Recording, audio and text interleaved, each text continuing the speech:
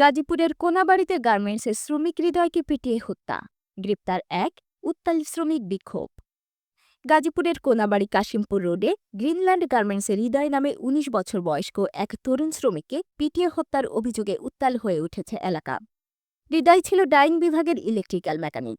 CCTV ফুটেজে দেখা যায় ২৮ জুন রাত ২টা ৩৯ কয়েকজন সহকর্মী চুরির অভিযোগে হৃদয়ের হাত পা বেঁধে একটি কক্ষে নিয়ে যায়। সেখানেই চলে নির্মম নির্যাতন। পুলিশ ধারণা করছে রাতেই তার মৃত্যু হয়। কোনাবাড়ী থানার ওসি সালাউদ্দিন জানান, সিসিটিভি দেখে নিশ্চিত হয়েছি এটা হত্যাকাণ্ড। একজনকে গ্রেপ্তার করেছি, বাকি জড়িতদের ধরতে অভিযান চলছে। কারখানা কর্তৃপক্ষ প্রথমে হৃদয়কে আহত দেখিয়ে হাসপাতালে নেয় এবং মৃত্যুর বিষয়টি গোপন রাখার চেষ্টা করে। পরে সংবাদ ছড়িয়ে পড়লে কয়েকশো শ্রমিক বিক্ষোভে ফেটে পড়েন। কারখানায় ইট পাটকেল নিক্ষেপ, সড়কে অবরোধে উত্তপ্ত হয়ে ওঠে গোটা এলাকা। এক পর্যায়ে কর্তৃপক্ষ ফ্যাক্টরিটি অনির্দিষ্টকালের জন্য বন্ধ ঘোষণা করে সরে যায়।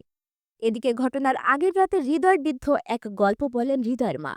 তিনি জানান, রাত ৭টায় ফোন দিছিলাম, ফোন বাজে কিন্তু ছেলে ধরে না। পরে অফিসে গিয়েও কিছু জানতে পারিনি। এক সময় দেখি অন্য এক ছেলের মোবাইলে আমার ছেলের ছবি। নিথর মুখটা দেখেই বুঝলাম ও আর নেই। তারপর আর কিছু মনে নাই, আমি অজ্ঞান হয়ে যাই। হৃদয়ের এই হত্যাকাণ্ডের প্রতিবাদে বাংলাদেশ গার্মেন্টস ও সোয়েটার শ্রমিক ট্রেড ইউনিয়ন কেন্দ্র ৩০ জুন জাতীয় প্রেস ক্লাবে মশাল মিছিল এবং ১ জুলাই গাজীপুর প্রেস ক্লাবে বিক্ষোভ সমাবেশের আয়োজন করে। একটি তরুণ প্রাণের এমন নির্মম পরিণতি কেবল প্রশ্নই তোলে না, তার মায়ের বুকফাটা কান্না যেন সবার হৃদয়ে একটাই কথা লিখে দেয়, এই বর্বরতা থামবে কবে?